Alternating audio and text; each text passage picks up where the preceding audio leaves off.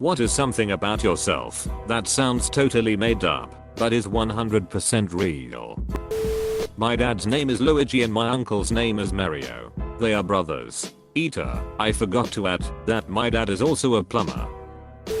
I died first, and then was born. I've told this story a few times on Reddit, but I enjoy telling it, so here we go again. During the cesarean to bring me into the world, there was some major complication on my mother's end. She started bleeding internally, drowning me in the womb. When I was removed, the doctors tried to get me breathing but couldn't. I was declared dead. My mother was still unconscious, but my dad was brought in to say goodbye to me. He held me in his arms, was saying goodbye when out of nowhere I started coughing up blood and screaming as babies do. Apparently it was the weirdest moment in his life, being abjectly terrified and overwhelmed with joy that I was alive. It's my favorite story to tell, because weirdly it takes some pressures off on birthdays. I don't do well with too much attention by family/friends, but celebrating my death day doesn't bring people the same connotations. I grew up on the wrong side of the river, was considered by all to be the town loser, and went to work as a janitor while still in high school. In my 40s I set a goal for myself, while still working full time, to take one class at a time until I either graduate or die, whichever comes first. At age 49 I finished my Bachelor's of Science degree, at age 52 my MBA, and age 61 my PhD. Never let the arrogant elitists define who you are, or what you can be. I never graduated high school, but I have a bachelor's degree. I was homeschooled and my mom never went through the legal steps to actually get me a real diploma, so she made one in Photoshop that was then used to get me into this podunk community college that didn't verify it. From there I got my associate's degree, which I then used to get into a decent university, where I got my bachelor's. My great-grandma ran a brothel back at the turn of the 20th century. She was Algonquin and people were pretty racist back then, so she had a hard time getting business. Since it was a coastal town Maine, she bought up a couple leaky old row boats and would load them up with hookers and booze and row them out to the ships at night. When ships came in to port, most of the crew would get shore leave and hit the bars and brothels in town, but they always had to leave a few sailors on the ship to keep an eye on it. My great-grandmother figured those guys had money too and probably felt left out. She basically set up water-based lot lizards, or Uber hoes. My grandpa and his sisters grew up in the brothel and no one would talk to them or socialize with them. My grandpa met my grandma picking green beans for a local farmer. They fell in love. When they wanted to get married they had to leave the state to get away from her family that were utterly disgusted that she would marry the son of a horse. So they ran off to Detroit because GM was hiring, and that's how my family came to Michigan. I was once sponsored by the Crunk Energy Drink Company for sailing. I imagine I was the only sailor on their list. I literally just emailed them saying that I sailed and asked if they wanted me to put stickers on my boat. They sent me a few cases of the drink, t-shirts, hats, the works. My car was known as the Crunk Mobile. My great-grandfather worked in the textile business and started importing rayon fabric from Japan in the late 60s and 70s. Keep in mind this was during the early days of synthetic fabrics, and traveling to Japan was not all that common. On a business trip, he met some Japanese businessmen who were selling newly designed transistor radios. His contacts wanted to set up an exclusive import agreement for their electronics to North America, but my great-grandfather declined. Because how many of these radios could you possibly sell? Turns out that was a short-sighted business decision, because that company was called Sony Electronics. He turned down the exclusive import contract for Sony. On the other side of my family, my Canadian relatives walked away from 100 acres of land in Alberta during the Dust Bowl and Great Depression. They decided it was not worth paying the taxes on their land. Turns out that land was right in the heart of the Alberta oil deposits. Also on my mother's side of the family, they used to have a citrus orchard near Los Angeles. They sold it cheap to some land developers. That farm was right at Hollywood and Vine. My family on both sides is bad at seeing long-term investments. I was at a store when Tony Hawk was signing autographs. I was only 10 at the time and was a huge fan. One of his early video games had just come out. The store had a couple TVs on the wall and some video games to play. Being a kid, I waited for one controller to open up and someone leave. A kid ended up leaving, and I grabbed the controller and started playing and minding my own business. A couple minutes later, the store wanted to grab photos of Tony playing his own video game. He came over and grabbed the second controller and began to play multiplayer with me. Probably played for 10 minutes. The bonus was it was also my 10th birthday. So I played Tony Hawk Pro Skater with Tony Hawk. Edit. Wow, I made this comment and didn't return to Reddit until just now. Was not expecting it to be that big of a hit. Thank you. I do not have photos of myself playing the game with him, but I believe my parents have a couple of photos of me with him and getting his autograph. I still have the signboard on my wall. I took my mother for a surprise trip to New York City. She got married to my father there in '68. The surprise was manufactured by way of telling her we were going to Australia. We live in New Zealand, so a trip to Australia is not a huge deal. It's the type of thing you could do for the weekend, and therefore she packed a bag and brought her passport. We got to the airport and said, surprise, we're going to New York, and she cried her eyes out with delight. When we arrived on our first morning, I said, okay, what do you want to do? She said, when I was last here in 1968, the Twin Towers weren't complete, so I'd like to go to the top of them. Your wish is my command. I said, and off we went to the WTC. That was the afternoon of September 10th, 2001. Suffice it to say, there was a particular poignancy when we looked out the window at around 8 AM the next morning. Once in college, I applied for a job at the library help desk. I figured I would help people find books. Didn't give it much more thought than that. During the interview, I aced all of the customer service questions. Then they asked me whether I knew how to defrag a hard drive. Cue alarm bells in my head, but I kept calm outwardly and said no, but you can teach me. I worked in it for 3 years by accident. They were too nice to fire me. I found out my father wasn't my biological father in 10th grade biology class. We were learning about blood types and trays. I raised my hand thinking I was a smartass. Your chart isn't accurate. My dad has AB negative and I'm O positive.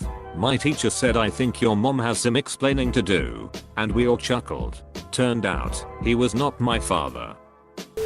A horse threw me in the air when I was a child, but I wasn't on his back. He grabbed the skin of my back with his teeth and yeeted me. My dad kidnapped me and took me to Singapore for very malicious purposes, I'm sure you could imagine. I was 15 and my dad literally had fake documents and suitcases filled with random clothes. When we got there, we went to a sketchy hotel, and after 15 minutes he went to the bar. A bit after that, some guy just walks in. I was confused, but he began muttering saying I was too pale and too old and he left. I called my dad, but he didn't answer, so I climbed out through the window and went to the police. They put me on a plane home that same hour. I don't really tell people, because it's a bit of a crazy story and sounds made up, hence why it's here, but yeah. I sneeze when I think of 6. Every single time. My wife likes to give me shoot if I just sneeze innocently. She thinks she's a riot. Edit. Judging by all the Me Too comments, this isn't as unheard of as I thought. If you sneeze because of 6, don't worry, you're still a freak, but you're not alone. My husband, I am 30, has been my best friend since I was 7. He was the new kid at school and I walked up to him and said, we are going to be best friends. He said, no we aren't. Leave me alone. I bugged him every day for 2 weeks before he finally said, if I'll be your friend, will you shut up about it? We were married 20 years later. Proved his as wrong. I once won a $500 raffle during a routine visit to my local tea shop. It was the building's annual Black Friday event and there were 5 baskets with varying amounts of goods, services, and coupons. I needed tea, so my only stop was the tea shop. It cost me $20 to fill my tins, but they said raffle tickets were given out after a $25 purchase. I said frick it and got a hot tea for me, and the woman in line behind me entered with that one ticket. I got a call a few days later saying I won the top prize basket. When I went to claim, they asked about my purchases. I told them, and they said the drawings had over 1,000 tickets and many people had over a dozen entries. The raffle prize included $25 to the tea shop. I was a rocket scientist. I worked on the 114 AGM. The science was verifying rocket bodies. The backbone of science is to repeat experiments. My job was to make sure we were gonna get the same result every time. People call me a liar all the time, because the idea of rocket scientist is von Braun. In Minnesota in the 70s, I was 16 taking my driver's test, nervous as hell. A highway patrol officer was the road tester back then, which was even more nerve-wracking.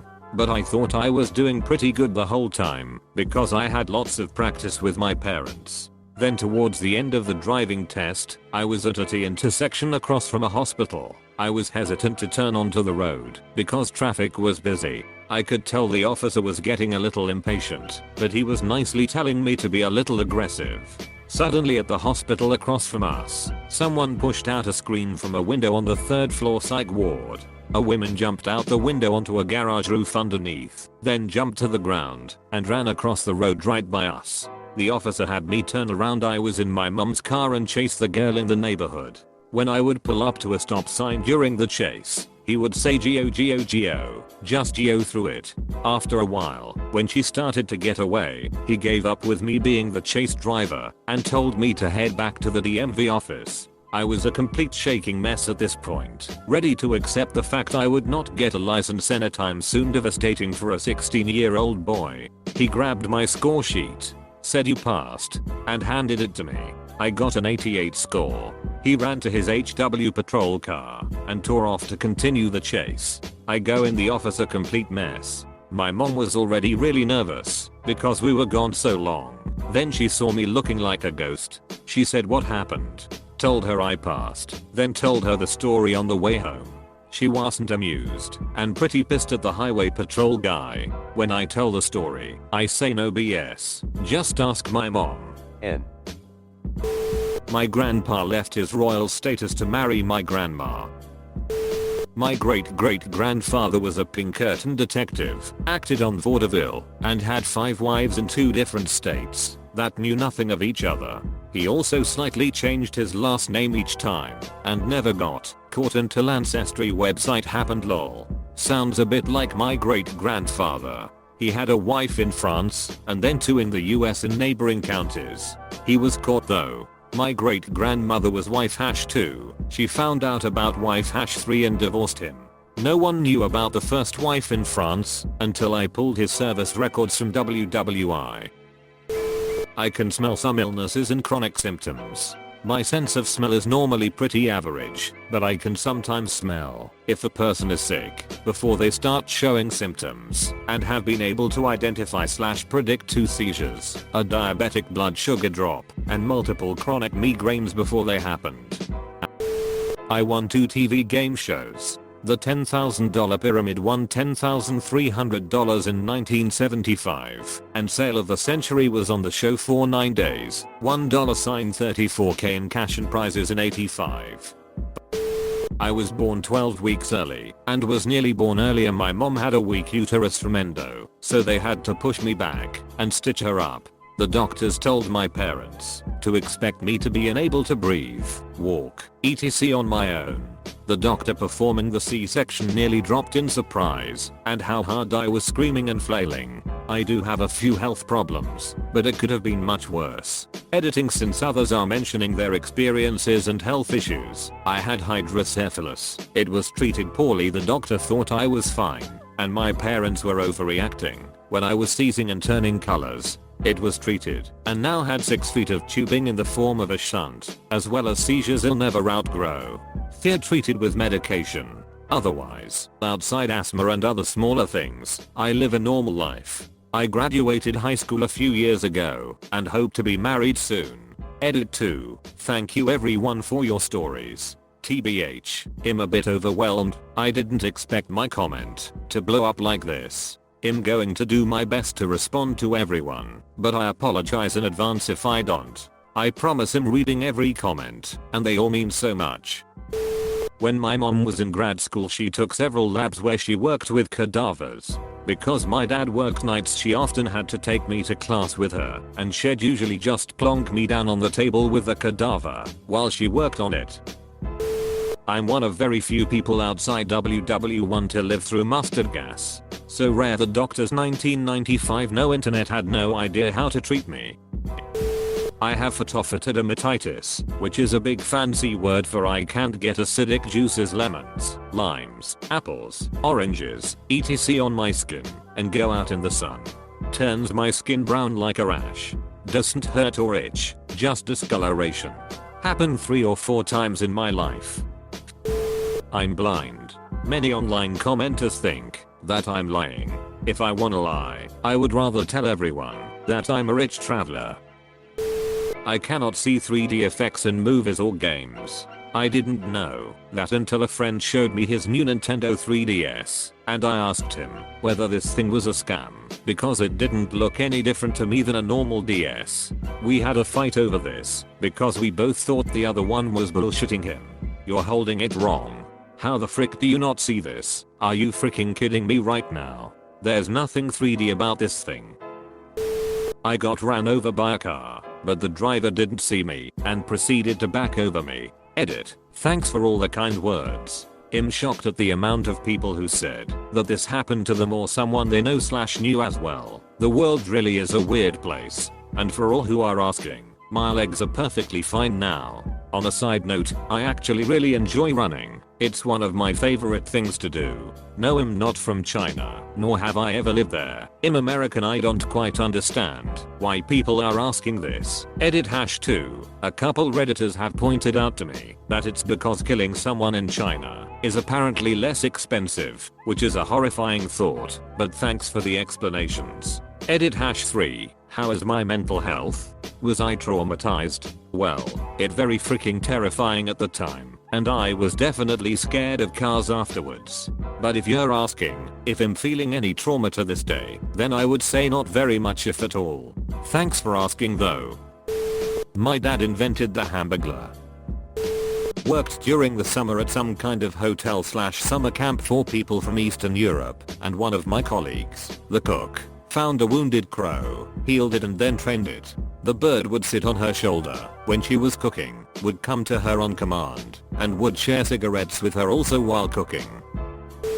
My ex and I were having a huge argument in a hotel parking lot. My friend and ex's dad were there as witnesses. 2 big buses pulled up, and Justin Bieber got off one of them with a security guard, and walked right past us. I was crying, and my ex was yelling at me and JB said, and I quote, "Hey, stop that." My ex yelled back at him, "White PPL shouldn't have dreads," and Justin just got onto the other bus his guard. My friend was cracking up saying, "Was that Justin Bieber?" And sure enough, some people in his entourage, or whatever, were staying at that hotel, and he was in town that night for a concert. TLDR, Justin Bieber told my ex to stop yelling at me, and then my ex yelled at him. I was almost named Storm because I was born at 3 AM in the middle of massive tornado storm. 1 touchdown actually a few minutes after I was born. I was also essentially dead. Docs thought they were going to lose both me and my mom, but somehow I live beaches. I was mugged in Belgium, and I mugged the muggers back. Got my wallet and my friend's purse back. I'm a pretty quiet low-key guy, so no one believed the story, and it's so disappointing, because I'm pretty sure it'll never be that awesome again. I was shooting some stuff in my village and a bullet ricocheted and hit me in the torso. I was afraid my parents would kill me if they found out I was young, so I used a knife and tweezers to remove the fragment and a stapler to stitch it up, and then covered the wound, and they never found out until a few years later when I told them.